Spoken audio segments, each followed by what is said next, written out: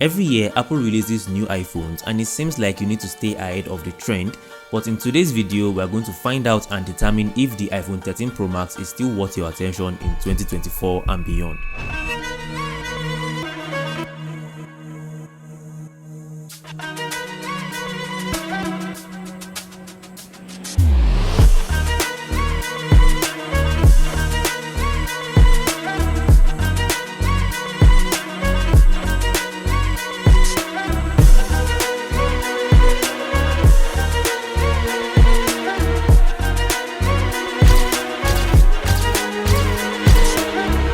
This is the iPhone 13 Pro Max and it was released in 2021. Apple has always been known for their premium builds and the iPhone 13 Pro Max is no exception at all. The flat edge design paired with the stainless steel frame gives the phone an industrial and sophisticated feel.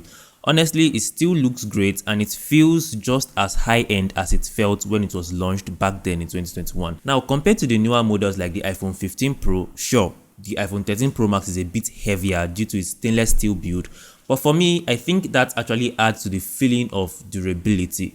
This phone was built to last and that shows in the design. Now let's move over to the display. Now the display on the iPhone 13 Pro Max is a 6.7-inch OLED display with ProMotion, and this was one of the big highlights of the phone back then. And 2 years later, the display still holds up. You've got deep blacks, vibrant colors, and that silky smooth 120Hz refresh rate actually makes the scrolling experience very delightful. Now the newer iPhones have actually upped the brightness game a bit, and sure, the HDR on the newer iPhones might look a bit better, but the display on the iPhone 13 Pro Max is still one of the best out there. Whether you are streaming your favorite shows or diving into intensive graphic games, the display on the iPhone 13 Pro Max doesn't disappoint.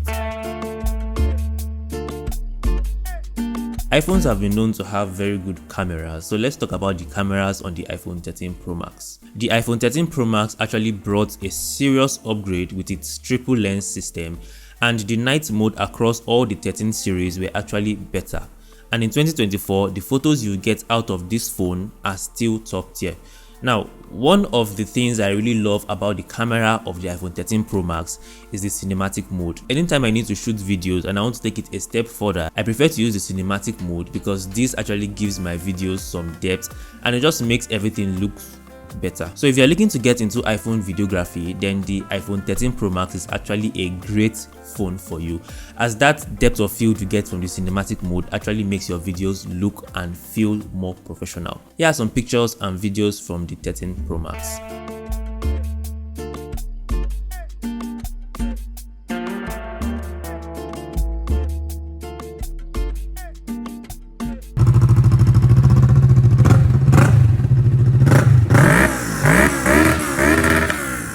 Now, another thing I really love about the iPhone 13 Pro Max is the microphone and the speaker quality. The microphone on this phone is very good, and I've even used the microphone on this phone to shoot my videos for social media. Here's a video I shot using the mic of the iPhone 13 Pro Max.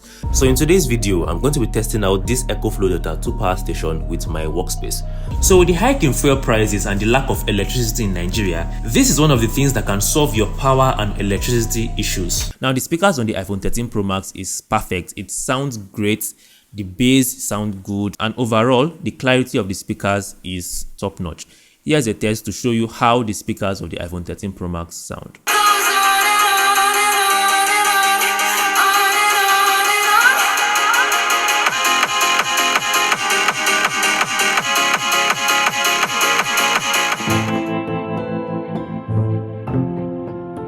Now let's talk about the performance of this phone. Under the hood, the phone has an A15 Bionic chip, and this chip is still perfect in 2024. The iPhone 13 Pro Max can handle pretty much anything you throw at it, whether it's graphic intensive games, editing videos, or heavy multitasking. This phone is going to handle everything. Now, of course, in 2024, we now have the iPhone 16 with better chips, but in real world usage, you might not really experience any difference when it comes to the performance of these devices. I've been using the iPhone 13 Pro Max for a year now, and I don't really have any issues with it. The only time I experience lagging issues is when my storage is full and I'm trying to multitask and do different things. So if you are considering purchasing the iPhone 13 Pro Max in 2024, I would suggest that you purchase maybe the 256 version so you can have more internal storage to play with. Now, it doesn't matter how good the processor or the camera of a phone is, if the battery life is not good, then that phone is actually bad. Let's talk about the battery life on the iPhone 13 Pro Max. The battery life on the iPhone 13 Pro Max is great, and throughout the time I've been using this phone, I just have to charge my phone in the morning. I charge my phone in the morning and I can go about my day without having to worry about the battery. Now, if I'm having a long day, of course, when I get back, I would have to charge up the phone, but I would see myself charging my phone just once in a day. Sometimes if I'm using the phone to take videos, I might have to charge twice, but for the better part of my experience with this phone, I just have to charge my phone once in a day. Now, newer iPhones might actually experience better battery life, but the iPhone 13 Pro Max massive battery paired with the A15's power management still makes it one of the better iPhones when it comes to endurance. Now that we've talked about most parts of the iPhone 13 Pro Max, let's talk about some of the things that some people might not like. Here are some drawbacks of the iPhone 13 Pro Max. Now, the first thing to note is the fact that the iPhone 13 Pro Max still uses the regular Lightning port and it doesn't have a Type-C port. Now, that could be a drawback for some people because the newer iPhones like the iPhone 15 and the iPhone 16 have Type-C ports, which actually opens and unlocks different possibilities. With the Type-C port, you can connect different accessories, you can connect SD cards, you can connect monitors. I mean, having a Type-C port on your iPhone makes it a beast. While using the iPhone 13 Pro Max, I did not have any reason to wish for the Type-C port on the 13 Pro Max because I really do not see any use for it. Sure, if it had the Type-C port, I would definitely have some use for it, but if you are just a regular iPhone user, you most likely would use your ports for charging and would not need to connect any accessories to your iPhone. Now, the second drawback is not really a drawback per se, it's a thing of preference, as some people would actually argue and say that the notch on the iPhone 13 Pro Max is too big. Well, compared to the previous versions, the notch on the iPhone 13 Pro Max is smaller than that of the 12 Pro Max. And even if you move up to the iPhone 14, the 15 or 16, we still have the notch even though it is portrayed as the dynamic island. So this is just a thing of preference and it doesn't bug me at all. So to the big question, should you purchase the iPhone 13 Pro Max in 2024? Absolutely. If you are looking for a premium phone with great performance, top tier cameras, solid battery life, the iPhone 13 Pro Max is still a fantastic option, especially if you can find it for a very good price.